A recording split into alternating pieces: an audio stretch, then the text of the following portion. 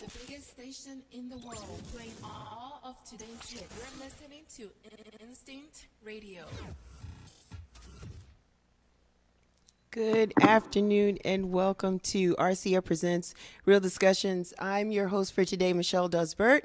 And as always, I'm always excited to be here. I have a wonderful guest that we're gonna show you her shortly, but I wanted to give people a little insight or background for the new listeners about what Real Chicks Rock is all about. Real Chicks Rock is all about the inspiration, motivation, and empowerment of all women. We do it through several different platforms. We do it through community service, public speaking, mentoring, our t-shirt line. Thank you for everybody that's been supporting the brand for the past couple of years, and through the arts. And lately I've been really attracted to the arts platform because it gives me an opportunity to raise awareness about things that impact our community, especially as women.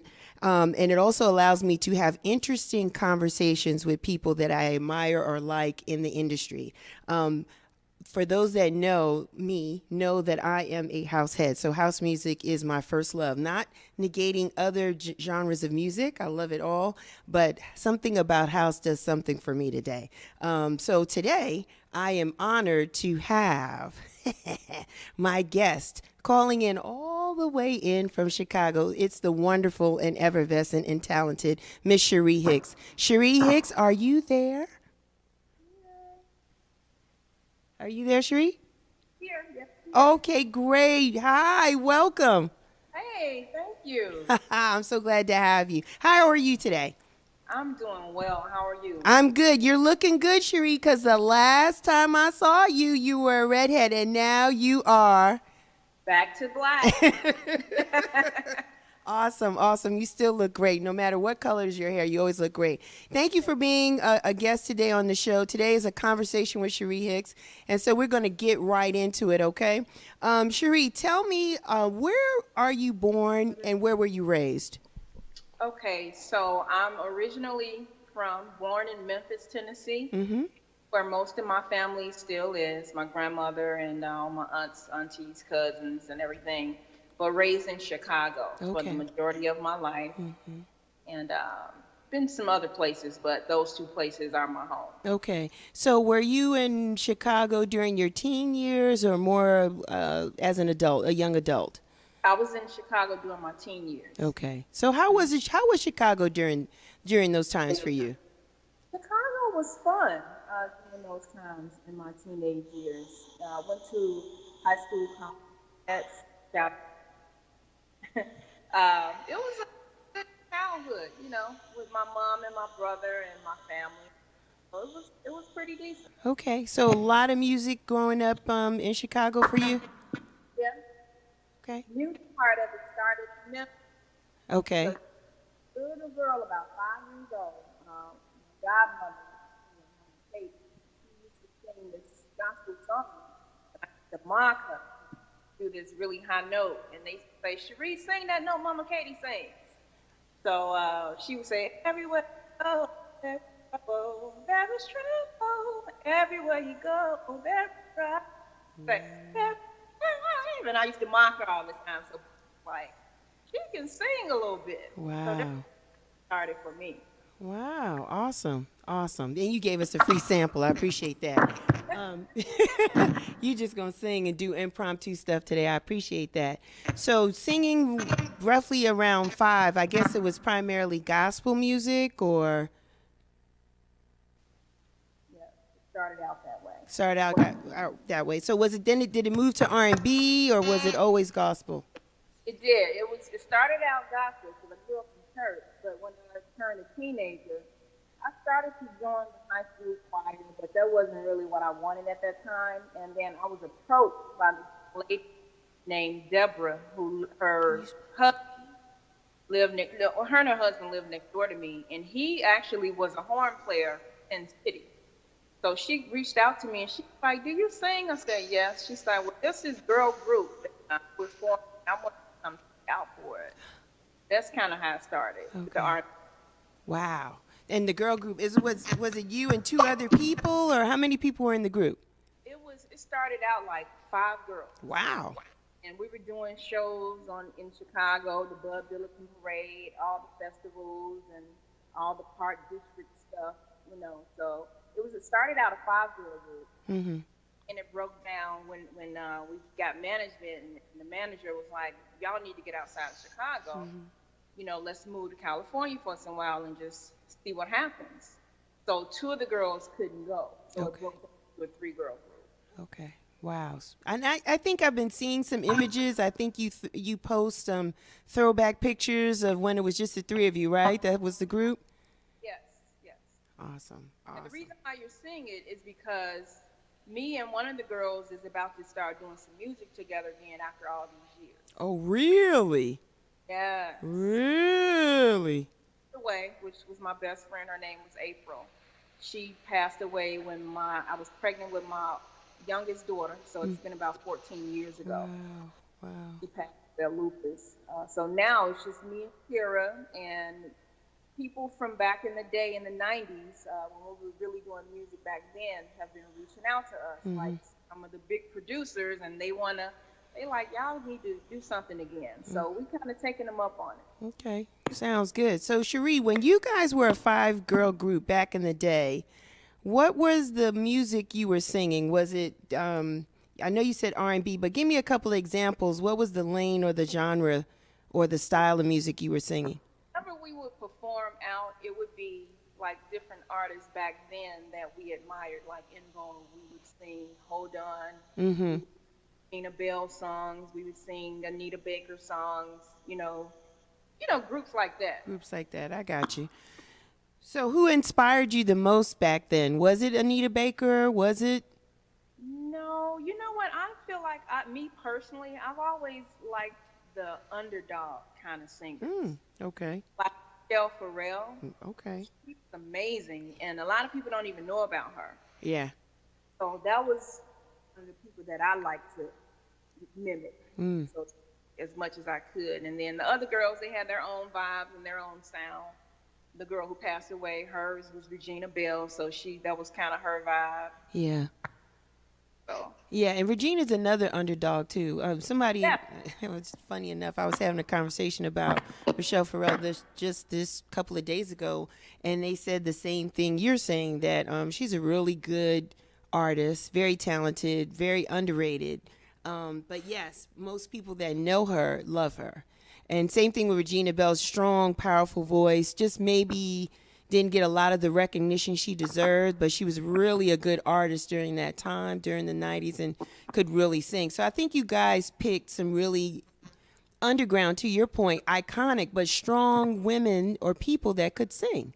So that gives us some insight as to the style or the integrity that your group was probably trying to operate in during that time. So that's really good.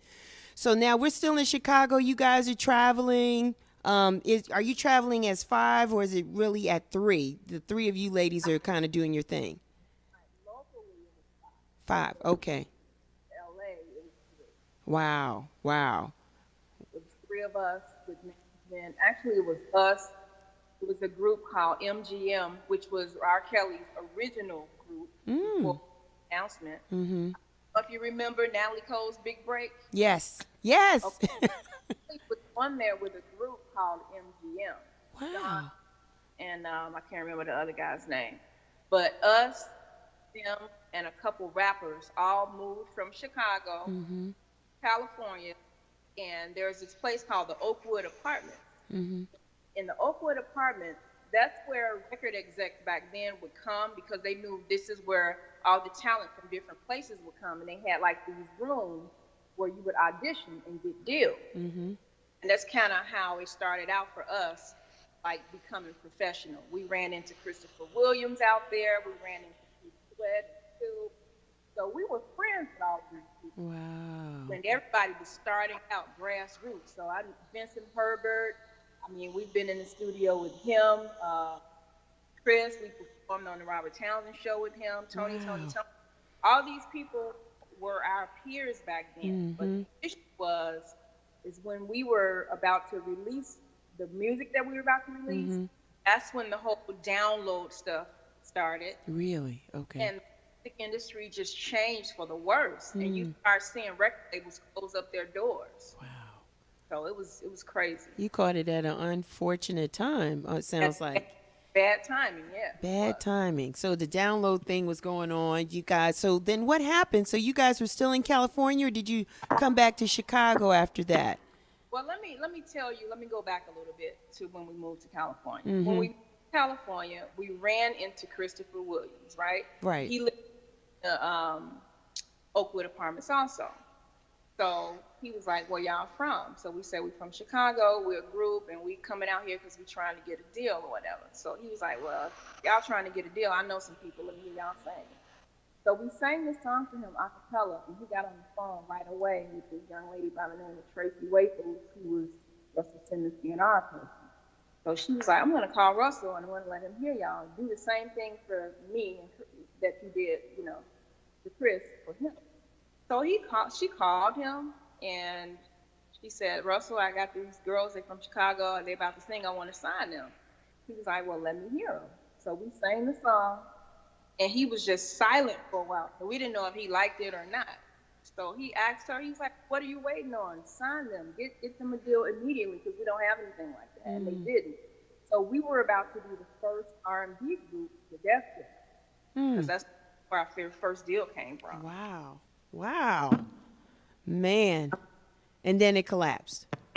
Well, not right away. What happened was the A&R person, Tracy Waples, that we used, she put us with hip hop producers. Okay. That wasn't what Russell wanted. So we did songs with Rock Wilder. And I just hung up with him because we were about to start doing some stuff back again. But she had us with Rock Wilder. She had us with Redman, Eric Sermon, all those type of producers. Okay. So when the album was complete, he was like, "This is not what I wanted for them." He's right. like, "Right now, Teddy Riley is hot, and this person is hot. This is who you should have them with." So she ended up not working for them anymore. And then when you are a group or an artist, and your A&R person is no longer with the company, you're kind of like lost in the shuffle, because you're not somebody else's baby. They didn't start out with you. Yeah. Yeah. So he asked us if we wanted to be released, and because he could have held on to us and just put us on the shelf, but he didn't. So he was like, "Y'all too talented. If you all want to be released, then we'll release you." And we did. Okay. And that's how we moved from California to New York. Other situations happened. Oh, wow. What happened in New York, Sheree? Come on, Sheree. Okay. So we moved to New York. The first thing we did was it was an old Spike Lee movie called Rob Squad. Ain't nobody ever heard of it. Yeah, we did. Yeah, we heard. Yeah, the Spike Lee fans know that one. Yeah. We were hired to do a song on the Drop Squad soundtrack. Okay. So in that studio, Robert Clavillis of CNC Music Factory and David Cole, before he passed away, they were walking past, and I guess our door opened, and they heard our voices. So they stuck their head in and was like, "Who in the world is that?" And so this guy named Michael Bearden, who wrote the project, he said, "Oh, that's those girls right there, April, Sheree, and Kira. They're from Chicago."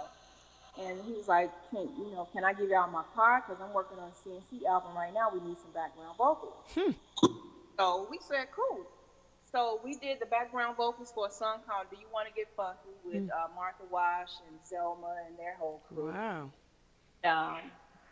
That came out. And then soon after that, David Cole passed away. So it kind of left Robert by himself, and he didn't know what to do, but he asked us, "You all be a part of an album that I'm doing in dedication to David Cole." So we were like, "Of course, we'd love to do it." So we ended up doing like 5 or 6 songs out. And one of the songs was called "I'll Always Be Around." The Box, the video show. Well, we did a video for it, and they used to play the video on the box all the time. Our family would call from Chicago. They thought we made it. "We see y'all on TV. Oh my God, made it." So that was the start of it. Then from there, we got known in the background vocal circuit. Okay.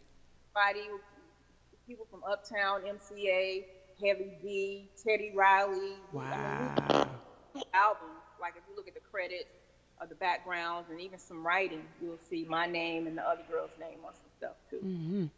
So you've been doing it. You've been doing it since then. The So 90s. yeah, since the 90s. So is it at that point you started to do more of the house music side, or no, not really?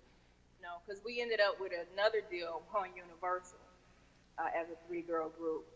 Something happened with the A&R person too. So by then, it had been some years later. I'm like, I just want to go home. I need to regroup. Then, you with a girl group, there are creative differences sometimes. Yes. So I had to just go home and I missed my family. I missed out on birthdays, funerals, just trying to be dedicated to music. It was for real for us. Yeah. So I came back home. All the girls came home, and we kind of went our separate ways. But for me writing so much, it wasn't long before they started back reaching out to me from the East Coast. And, well, Sheree, can you write on this project? Can you do this, that, and the other? So I started doing some things on my own. The other girls started doing things on their own. Mm-hmm. So in the midst of that, I got married. Okay. Like I said, I had put my life on hold. I'm like, I can't do it anymore. Right. Ended up getting married.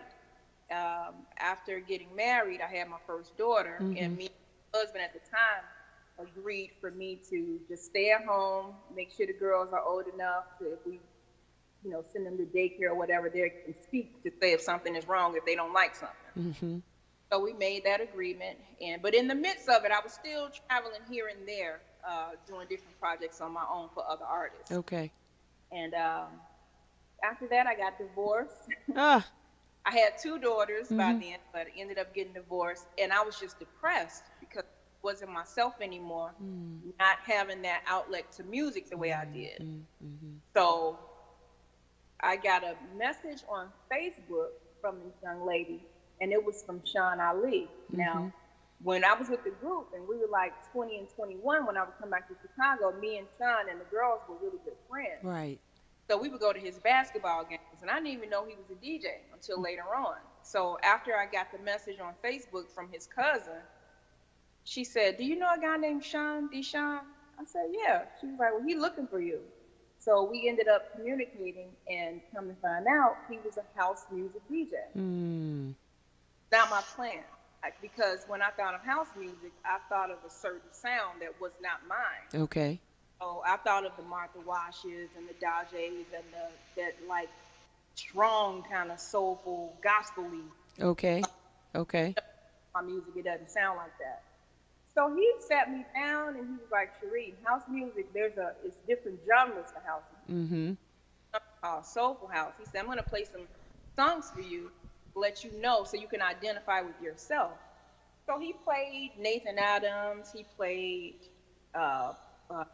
Sarah Devine. He played Stephanie Cook. He played Mark Evans. I'm like, this is house music? This is house music. Okay. I said, let's get a record. Let's do something. There, it just went crazy. And what year was that? About when did that happen? This was about my 6th year of doing house music. Okay. So it was like 2000 what? 2000 what? Let me see. This is about 2011. Okay. 6 years in it. Yeah. Seems longer. Yeah, because you putting out so many hits, and we're gonna talk about it. But you got a catalog of some music. Your voice is on. Because I told you, the people that know me know I'm a house head. So I listen to Instinct Radio like every day, Monday through Friday. And on that station, there's a collective body of different DJs that are on there, from Stan Zeff to Andrew Marriott to Junior T to Drew's House to there's just OG. There's a whole bunch of other people, Biscuit, and everybody is playing your music. Everybody is. You can guarantee I'm gonna hear a Sheree Hicks song a few times a day. Yeah.